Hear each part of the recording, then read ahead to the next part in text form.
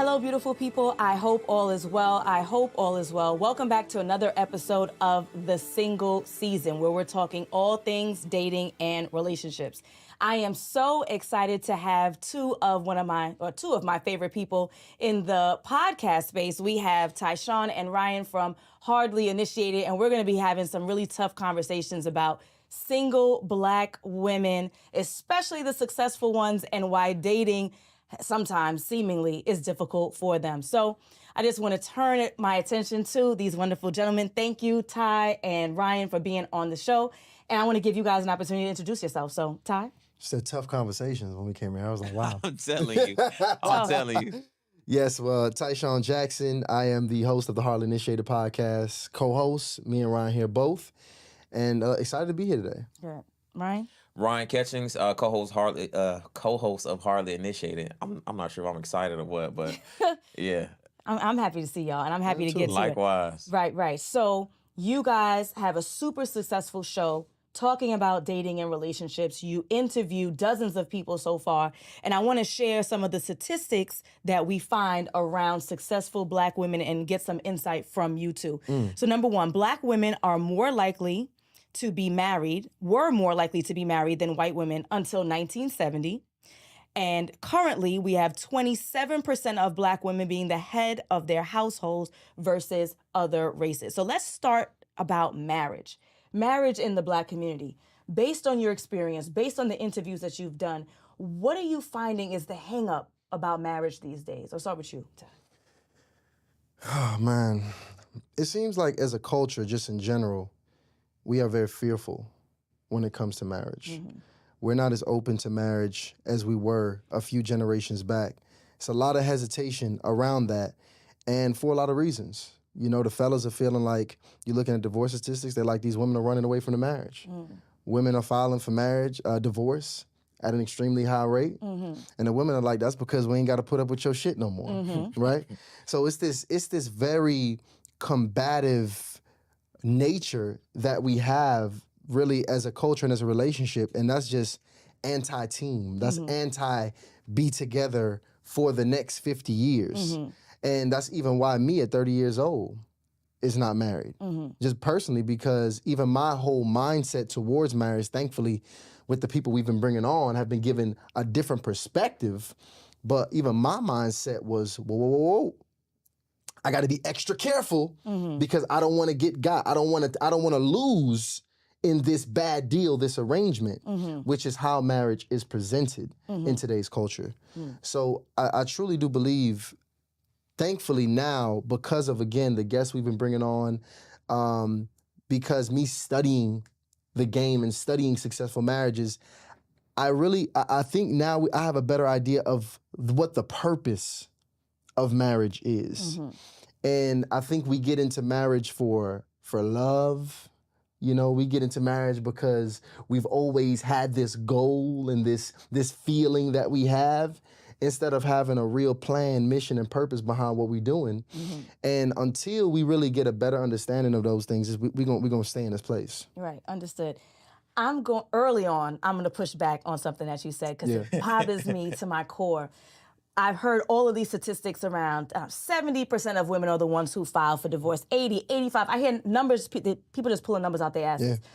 And so I want to give you a scenario. You and I have a business together.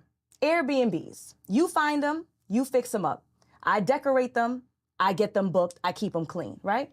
Let's say you go ahead and you find the Airbnbs, you fix them up. You turn them over to me. Now it's my responsibility to do the decoration, to do the bookings, to do the cleanings. And I don't do that. Over and over and over again, you're getting them fixed and I'm not doing my part. You go to a lawyer, you say, you know what? The business with Alison isn't working. I want to dissolve our LLC. The Ty and Alison LLC, I want to dissolve it. Because you're the one who dissolved it, because you're the one who did the paperwork, you're the one who caused the separation? Or isn't it the person who didn't fulfill their side of the bargain? So that statistical conversation always bothers me, because that's not logical. Just because the person who does the paperwork doesn't mean that's the person who caused the rift that caused that breakup. No, that's accurate. Do you think that every single time that person files, that it should have been filed and it could not have been worked through? Oh, no. I'm sure that most marriages can be saved. I am confident that most marriages, unless we're talking about something that's on a level of abuse, it can be saved. But just that statistic is always thrown out as, well, women are the problem because we're the ones who file. It's a document. I mean, I don't know about y'all, but with my experience with men, they usually don't do paperwork. Right? Wives, moms are the ones who enroll kids in school. They're the ones who make sure that their documentation is filled out for doctors. And that's what I'm talking about, healthy, fulfilling relationships. Women usually do the paperwork. You leave a man to file for divorce, he's gonna be married for the rest of his life, but he'll have other women. And I'm not even talking about cheating. I'm talking about two couples who are legitimately separated. He'll have a new semi-wife. He'll have children. He'll buy a house. It won't be until the new woman demands that he actually files the paperwork. So just the filing of the paperwork thing is my thing. I don't want to go on and on. Yeah. But just the filing of that paperwork argument always bothers me. No, I mean, that's fair. And, you know, going back to the original point of some of the rhetoric put out that has us in our culture in this place, I agree that every woman that files does not have a damn good reason to file. And should she probably be filing? I think it's a lot of people that actually should be getting the hell up out of some of these marriages. Or should have never been married in the first place. Or should have never been married in the first place. But again, we just had I don't want to take it in a different place, but we just had an interview where we had somebody admitting that they regretted filing. Yes, lots of women. Because they should not have done that. Yeah, go ahead, Ryan. And that's because initiation, like typically the initiation, the point is when the attorney gets involved. So it's when you file divorce. So of course it could have been initiated with maybe somebody did something they want to, that's unforgivable, or maybe there were some kind of differences that couldn't be resolved. But the thing is, when a woman or just a person goes to now bring an attorney, a third party into the situation, the relationship is just, at that point, the whole thing is over. Right. So I think I guess the rhetoric is around like a level of impulsiveness or emotional actions that's being taken rather than going to a therapist or going to Mom Dukes who can help out. Or the gentleman, generally speaking, and I'm not even, and I don't have the actual numbers, and I'm never that type, but statistically I am confident that more women are in therapy than men. So when we talk about, especially in the Black community, so when we talk about, well, we could have worked it out through therapy, how many of these estranged husbands are actually willing to go seek out therapy? Based on your experience, Ryan, you tell me, your friends, the people you've interviewed, are men more willing than ever? Well, to be honest with you, the men that I've interviewed, and of course, like, these are the top 1%ers, right? And because not everybody's going to be successful in their marriage, but those guys typically have this is my only marriage, there's no possibility of divorce. Whereas the women, even the women that are married to the same men that we've interviewed and had, spent time with, they don't have that same mindset. Right. So it's always an if or but, whereas the men are typically, this is exactly how it's going to work. I'll stay married as long as he don't hit me. I'll stay married as long as he don't cheat.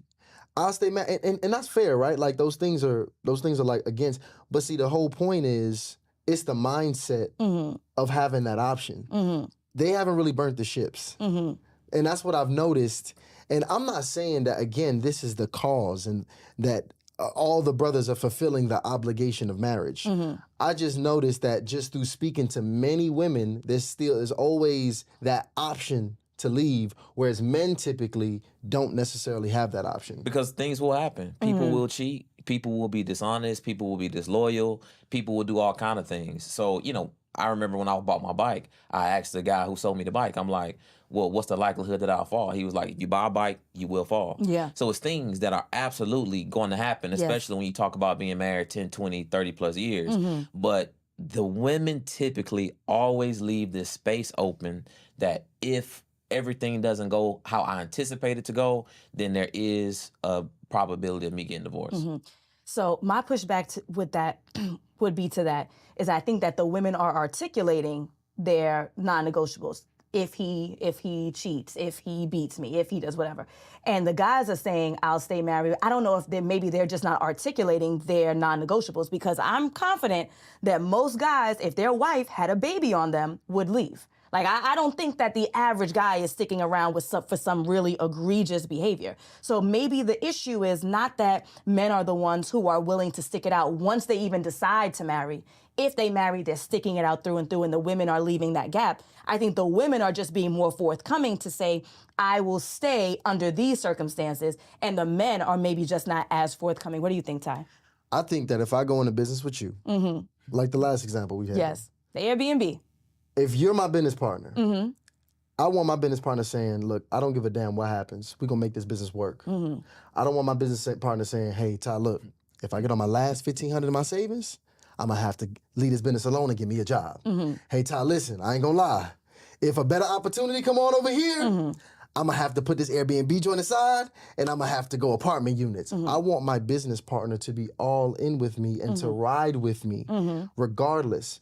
Because again, that language, that mindset of coming into a lifelong commitment with knowing how you're going to leave is, I think, very dangerous.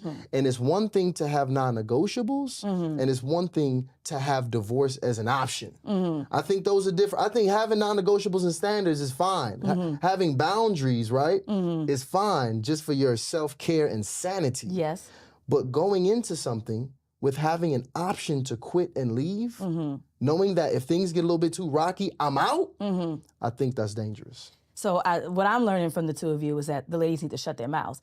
Not that they need to, not that they need to change it, but that, hey, baby, I'm ride with you. And then in the back of my mind is, but if I get down to my last $1,500, I'm out this business. But to you, it's going to be, not babe, but it would be, because we're in a business tie, you and I are going to fight through this, and we're going to make sure this business works until I get to my last $1,500. That's what it sounds like. But the thing about it is, you got to think about it. When my lady comes to me, you know, y'all ladies are good at this. Y'all ladies will come and make up this grand situation that ain't never happened. Baby, what if for any reason you couldn't have sex with me anymore? You know, like, would you leave me? Like, would you just leave me for no reason? You know what they want? At that time, a woman, she wants to feel secure. She wants you to grab the back of her head or whatever the case is, kiss her and say, baby, I ain't going nowhere. I got you. She don't want you to be like, well, I mean, it depends, because I got to nut at least twice a week. Right. So if you ain't doing this and doing that, so that's, yes. It is some things. I'm not saying that, you know, you should communicate. You should not be honest and transparent in your communication. But you got to make sure that you really, again, it's the mindset. Make sure that you're going into a lifelong commitment all in. That's all I'm saying. Got it. So, Ryan, question for you. Yeah. You are a single man? Single. All right, good. Yeah. So this is right on time. So as a single man, what are some of the turnoffs that you're coming across in the dating scene? I think the main thing is like a lack of trust. You know, in lack of trust that can start whether typically at the beginning of the date, you know, the dating phase, or somewhere in the middle. Whereas where typically I find that women are not as comfortable with taking instruction or direction when it comes to where we're going and how we're doing it. Really? Because the ladies are complaining that the guys are not being creative enough and not establishing the plan and not executing. And you're saying is... My thing is, if it's the first few days, I mean, how creative do we got to be? I don't even know you, so I'm not doing too much with you anyway. You know what I mean? So if we're going on a walk in the park and some coffee, and I'm telling you what the weather looks like outside, what you should wear. Not see, the that's what I coffee. see. See? Come on. We can get some... Coffee's not a good date? So what I advise my clients is to redirect when a gentleman offers them a coffee date. And that's what I mean. Wow. That's what I mean. Redirect. And listen. And I advise that if she redirects, she ain't the one. Exactly. That's what I mean by simple direction. It's like, this is the thing. The reason why I think a woman should be open to going where the guy wants to, because if the guy's taking her on a good date, he's going to take her somewhere where he knows he's going to be respected at, where he's going to know the pricing. He's not going to take her on somewhere he can't afford. Yep. He's going to know the environment, right? But you can't afford more than coffee? Not you, but in the example, they can't afford more than coffee? But this thing, it's not about what they can afford. It's more like, why would you want even a man to make an investment that he doesn't know you? We got to have conversation. What's an investment? Give me a dollar amount. So this is the thing. Before I take you out on a, you know, let's say $150 dinner date with some drinks and some apps, I'm going to have to at least know I'm very interested in you. At least. And sometimes that could take 1 or 2 days. So this is my thought. I understand that. I actually spoke about this before. And if you're a gentleman who's dating more than one woman at a time, which is your right, and I encourage it, then we're talking about rent money by the end of the month when you add up all the dates. Absolutely. My issue is that I find that the gentlemen are not investing enough time before the date, because a lot of the vetting that you could have done to see if this chick was worth $150 could have been done over the phone. Instead, what I find is that a lot of the gentlemen are rushing the process, and then you want to go straight to the date because you want to see physique or you want to see chemistry or whatever that is before you get to know the person. And then now you want to spend $10 on coffee that I don't even drink because I don't drink coffee.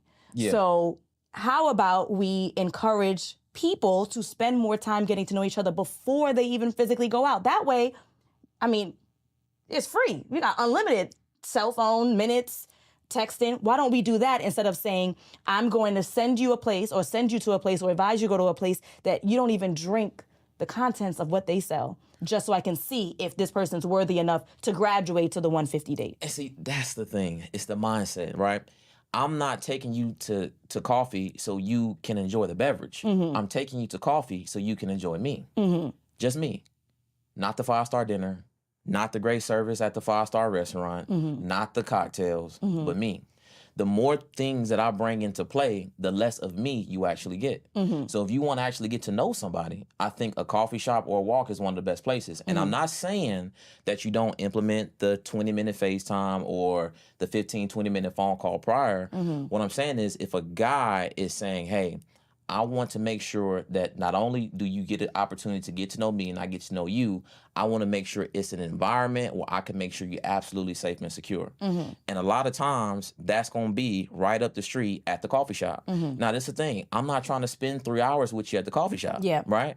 It's also a way for you to get in and get out if it's an appropriate match. Absolutely. And if we're having a great time, an exceptional time, then it's going to go to an hour. And if we really, really having a great time, then I'm going to invite you to take you somewhere else. And then that somewhere else, we may spend 50, 60, $100 to kind of depend on the situation. But to begin with, it's like, it's no pressure. I'm taking it easy. I'm dating multiple women typically. So I'm not going to over-invest in somebody I just don't know. Absolutely, and I agree with that. My last point on this before I switch it back to Ty is that I'm not against cheap dates.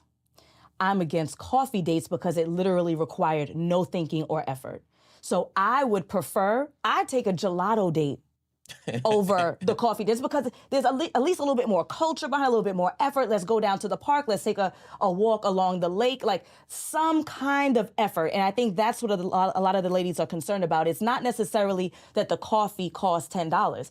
I would take a more creative $5 date than just the lack of effort. So that's, to me, the real issue with the coffee stuff. That makes sense. I mean, the coffee is going to include a walk, a brisk walk. It's going to include some good conversation. You read the right guy. The coffee's an experience. Yeah, right. That's the thing. It's a whole shabazz. And the thing is, I mean, what you risk is, I feel like women risk this. They go out with these guys. They doing all of the things, the 5-star dinner days, and they can't even afford it. They doing a 5-star dinner day, they can't afford to get a boot off their car. So it's just, I think it's levels to it. So you want to gradually, as you get to know the person, gradually step it up and up the ante as you progress through the dating process. Okay, understood. So Ty, talk to me about the biggest complaints that the single men are having. I think the expectations that women have are kind of crazy right now, is what I'm really hearing. It's the expectations, the sixes. 6 feet, 6 figures, and whatever the other 6 is. Yeah. But it's just really tough for a guy that is somebody who is a good guy, whose work, because that's the thing about being a man, it takes, to be great, you got to be very dynamic. You got to be a great communicator. You got to be getting some money. You got to be a family man. You got to be doing all of this great range of things. And when you meeting this brother and you put on, like, you in your mind have created who you expect him to be based upon, in general, things that are not even real or true, what ends up happening is you're not even able to, this brother does not exist, essentially. And a lot of times, if he does exist, he's probably not going to be interested in you. And that's just an unfortunate reality. But the thing about it is, if I hate to tell women to settle, because I think settling is more to settling outside of your standards and your boundaries, right? Like those people, somebody disrespecting you and going against like your morals. But I think a lot of times women can find a guy that they can absolutely be aligned with, and where he's going, his vision, morally on the same page, even spiritually on the same page. But for a lot of superficial reasons, they won't pursue that kind of guy. So the expectations, I'm seeing them online, right? There's a woman who went viral recently. She refused to go to the Cheesecake Factory on a date. There's a woman who was eating all these oysters or some kind of ridiculous thing like that. I've seen that one. But is that reality, right? I think sometimes we are inundated with all this messaging from social media and thinking this is how all of the millions of Black men and women who are single in America are functioning. Is this reality? So, Ryan, are you hearing your friends talking about unrealistic expectations, like real human beings that you know, not behind a viral video clip? No, yes, absolutely. Unrealistic expectations, women who do a lot of talking, not a lot of listening. I think that's a big thing. Just like women literally talking too much. And just not being open to taking instruction or direction. And the expectations, I mean, it's really a thing. I mean, the thing is, the amount of men that I actually know that are interested in seriously dating and wanting a long-term relationship is quite a bit. But they just not finding women who they deem as qualified. Okay. And what the women are doing is the expectations, right? But it's the evaluation process. Women are looking at what they have earned and expecting men to see the equivalent. So, for example, you successful, nice car, nice house, 6-figure employment, and you expect a man to have a level of reverence and respect for that, which a man is not looking to qualify you based on those things. So although you do have these things, the man is looking at, well, what does those things with her, what do those things come with? Probably comes with somebody who is overworked, probably comes with somebody who prioritizes work versus prioritizing themselves, probably comes with somebody who is open to taking instruction from everybody except for the man that they're actually interested in. So I think that a lot of successful guys especially look at those things and they just, at this point, are just like, I'm not sure what exactly to do. So Ty, you mentioned something about, unfortunately, sometimes the men that women are interested in, right? The 6'6", whatever that looks like, they don't have access to. Do you think that there's some truth in that for men as well? That many times men are chasing after women who are beyond their lane, like a woman with a particular physique, a woman who earns X amount of dollars. We wouldn't be concerned about what does a 6-figure woman or how does a 6-figure woman function. Don't mess with the 6-figure woman. You won't have that concern. Maybe, you know what I'm saying? Like, is it that we're going beyond our lane? Like, maybe you just trying to mess with a woman who's a 9, and maybe your level is a 6, and that's okay. It depends on what scale you grade on. Because when it comes to beauty standards, absolutely not. Men gonna date who they can get. That's just how men work. So men have no problem with being with a 6 in terms of a beauty scale. When you say being with a 6, sorry, real quick, being with a 6 meaning sleeping with a 6, or being with a 6 meaning rocking with a 6? Let me tell you, men, when it comes to beauty standards, men will be receptive of what they can attract. I absolutely think that. It's not a bunch of men that's chasing after model-looking women with model-looking physique. They will take a woman that looks quite the opposite of that with no problem, and they will put a ring on that woman's finger. The thing is, when the women are qualifying themselves not on the same scale that men are using, that's the problem. Because the women are saying, hey, I'm a 10 because I got the 6 figures and I got these things, but that's not the scale that men are using. So that's the biggest thing. But so give us the scale, Ryan. So the scale, beauty is very important, right? Physical attraction is going to be on, I would imagine, every man under 50 years old, physical attraction is probably going to be top 3 things, right? So that's something that they're going to be looking at. Also, a level of devotion. Like, men really like women who admire them and respect them and will have no problem with affirming them anytime they do something great or good or moderate, right?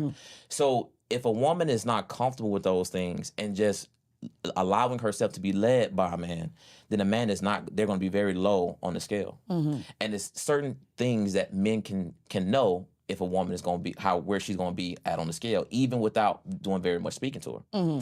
So one of the things is how a woman talks. Woman talks to what we would call aggressively. I think most women would probably say assertively. Women talks with a higher level of volume. A woman who is typically wanting to lead the group, like she wants to walk in front, she wants to direct everybody. Typically, men are going to see those things and be less attracted to that woman, regardless of how exactly she looks. So with certain things that I think women can do to position themselves to be more attractive to men, and also just understanding that men are grading typically on a completely different scale than how men are being graded. It's just not the same. So the single ladies who are listening to you right now, and they are sucking their teeth and they're rolling their eyes, but it's starting to seep in. You said there are some things that they can do to adjust this to make themselves more attractive on this particular scale. So other than the looks, which we all know what we could do about that, you're saying lower your volume? Like what? That's what I'm saying. It's a level of openness. I'll give you an example. So a lot of the things when we speak to our women, they say, hey, I keep running into men that are weak. I keep running into men that absolutely adore me. They're the typical nice guys, but I feel like I can run over them. And those women, the way they talk to us, the way they address us with their issue, they'll ask a question and then give an answer. And I'm like, I already know what your problem is. You don't let anybody speak. If you bringing me your problem and your answer at the same time to two people who you say you respect, two people that you want to their counsel from, yet you won't even give us an opportunity to speak, right?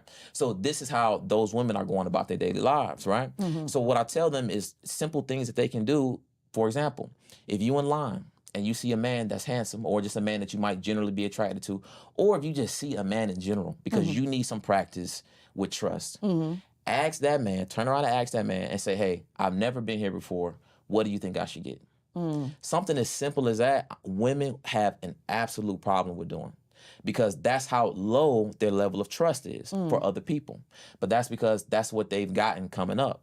They've been in these single parent household or absent parent households where the mother or the father is saying, hey, you got to get yours. Hey, you got to take care of yourself. Hey, I might not always be here, so you got to do these things. And when a woman or a person in general consistently hears these messages over and over, and then they get cemented once they actually leave college and enter the workforce, then a lot of times those women are not even have a level of openness enough to even attract men who are looking for women who would have no problem with level of trust and devotion. That makes sense. I love it. Ty, talk to me about successful women having a hard time in the dating scene. They're following Ryan's advice. They're working on building their trust. They understand that their success, their house, their car, the money isn't what makes them the most attractive or valuable. How do they address their career? Should they keep it secret? How does a woman talk about, or does she, her success without it coming across as being overly aggressive or what have you? So it's interesting. I'm dating a young lady right now who actually has a career. And who actually has a career? Yeah. You surprised? Well, I mean, she might qualify for the woman we talking about. Okay. That's why I'm saying that. And sometimes I got to double back and check because I feel like I'm so disconnected from it because we literally don't talk about her career. And now we don't talk about it as in like what she wants from where she's going. I have a good idea with what's going on there, but that has nothing to do with our day-to-day conversation. When we get on the phone after work, that's not what the conversation's about. That wasn't what the conversation was about even when we initially met. It had nothing to do with that. The problem is sometimes when you meet women that are really ambitious and aggressively looking to grow their careers, they can lead with that. It dominates their mind and it then dominates the conversation. And when that happens, you have now become that person outside of work. That is literally who you are. You are work. And a man doesn't want to marry a job. He wants to marry a woman. And a woman is going to be able to be someone who has things that she holds dear outside of work. And the women that are not able to have those things are not able to even have any level of depth in conversation outside of work. And when you get to that place, I think that's when it's most dangerous. So if a woman is in that place, what she should do is make sure she can actually hold and have a fun conversation with a man that can be light, that can be deep, that can be all the things, and still have nothing to do with work. So no, you don't talk about necessarily work with your job. The Work with thing guy. is, the same women that say they don't have time to date is that woman. That's the same woman. Why don't you have time to date? Well, some of them are preoccupied with work, and some of them are moms, and they're overwhelmed. That's the thing. If you can't take care of yourself, and you incorporate it, you're the most important business there is. If you can't take care of yourself, how can you help take care of me? How can you help take care of the kids? You already have shown this level of imbalance or lack of having rhythm. So that's why I say the same women that say they don't have time dating, they're basically saying, I don't have time to take care of myself. Right? I mean, with that, I mean, how the hell they gonna have time to take care of you? Yeah, I mean, that's really what it comes down to. So I do understand that it's this level of ambition that people have where they want to be successful. But not even a woman wants a man that's always talking about work. Not even a woman wants a man who's consistently putting his work over everything else. Right. Right? So the thing is, it's funny because women are in this is paradox, right? It's this just very weird place because at this point they have to really decide to find a man who has all these qualities or really become the man. And that's what women are unintentionally doing. They're literally becoming men. And why do you think that's the case? Because I would imagine that one would not want to change their natural inclination unless there's a deficit, right? So is there any accountability on the side of men in regards to women having to change how they function in the world in order to replicate or attempt to replicate y'all? It is a level of accountability. Now, this is the thing. I've never been the type to say it's all women's fault, right? Because we all play a role in terms of what's happening with these relationships. The thing is, families in general are highly important, right? They strengthen nations. Yes. So you see what's happening in the military, they incentivize marriage. Yes. Right? You see what's happening in China, they are incentivizing marriage because they need more children and they need a stronger nation. So we trying to bring people together. In America right now, it's so divisive because divisiveness is what makes money, okay? Divisiveness is what fuels social media. Yes. So right now, marriage is not something that's promoted or incentivized, but we just as a group have to look past that. Yes. So I'm not blaming women for the situation that men have also equally contributed to. Okay. What I'm saying is men got to do their work and women on the opposite end also have to do their work. And it's unfortunate that we are in this situation, but I tell everybody, I'm like, I ask some of the women that I work with because they grinding, they doing their thing. I'm like, yo, how much money do you want? Like, how much shit do you want to buy? And I ask guys that the same thing. It's like somebody asked me, it's like, oh, you don't want to be a billionaire? I'm like, no, I don't want to be a billionaire because I am not willing to make the sacrifice that a billionaire has to make. Yes. Because I want to have a prosperous family, a successful family life. And I know I'm on the first leg. So maybe the second and the third leg, they can get the Ketchens family to $1 billion, right? So it's the same thing I ask women. It's like, yo, you already making 150. Why you want this 250, right? What else do you want to buy? What else do you want? What are you leaving behind to get to that next level? That's a good point. The thing. That's really what it's all about. It's not about a hate for women and how much money they're getting or a hate for ambition, because the Proverbs 31 woman, she was an industrious woman. She was an ambitious woman. This was a great woman. Like, we want that. We want the woman that's going to be able to hold the mantle and hold everything down just in case. Just right? in case, yes. But that's not your situation right now. Your situation is that you single and that you need a man, but you don't want to put in the work because a lot of the work, let's be honest, it's not in finding a man, it's in finding yourself. You don't want to put in the work to help yourself out. Yeah. Right? Yep. So instead, you use work as an escapism. And then you mad because a man don't value it. Right? So at the end of the day, I really just try to, as my best to tell women, like, yo, look at what you got going on and what you want. Not what these men is wanting, not what your corporation is wanting. And if what you want is a healthy family, then you got to start putting in the work to do that. And it's not putting in the work 9 to 5 at your job. Right. It's the stuff that's before that and after that. Excellent. And we, just to be clear, we acknowledge that men also need to be greater. And in many ways, that's the whole purpose of the podcast and how it actually came to be. We actually started the podcast to reach men. Me and Ryan were doing very well in our companies that we had. And when it got to a point, when it got well and we had this free time, we started actually going into our sales, which we've never done in our mature areas of our lives. And in this research of studying masculinity and manhood, we saw that as men who were already respected by men could attract women, still were not where we wanted to be as men. And being that way, we was like, yo, the reality of the situation is if we're in this position, we know a lot of other brothers are also in this lacking of leadership, like really lacking the importance and understanding of fatherhood and kind of prepping for those next levels. So it's damn sure work that has to be done on both ends of the spectrum. And it's going to take everybody to hunker down to get through this place that we in culturally as men and women. Because we all old and single. I mean, this is the thing. Tyshawn 30, I'm 34. No. I'm talking about like I'm young and married. Yeah, good. Blessings as a culture. Yes, as a culture, we all old and single. We had Pastor Jamal Brown on our show, and he was like, "Y'all 34 and 30 years old." He was like, "Where y'all family at?" He was like, "Oh, y'all just gonna sit here and look cool and podcast." But he was right because 4 years ago, I was depressed. No hobbies. No real, strong relationships with friends, doing nothing outside of getting money. And the thing is, that's what we're telling people. Do more than just get money. And now women, it's crazy. Women are doing the same thing that us men are trying to run away from. We're trying to run away from just getting money. We're trying to be more than that. We're trying to get ourselves to a place where we can be whole men.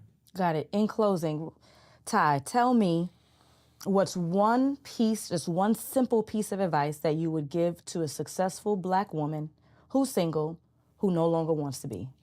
So we talked about those boundaries that women can have around men. Have those boundaries for your self-care and your self-love.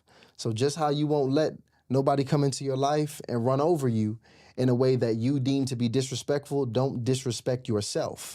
And when I say disrespect yourself by not intentionally doing something for you, even if that's just taking 10 minutes out your day to meditate, if that's just taking 30 minutes out your week to exercise, if that's just literally going, you like horses, go horseback riding once a month, but don't just continuously neglect yourself over and over again for all of these other reasons that you have made a priority.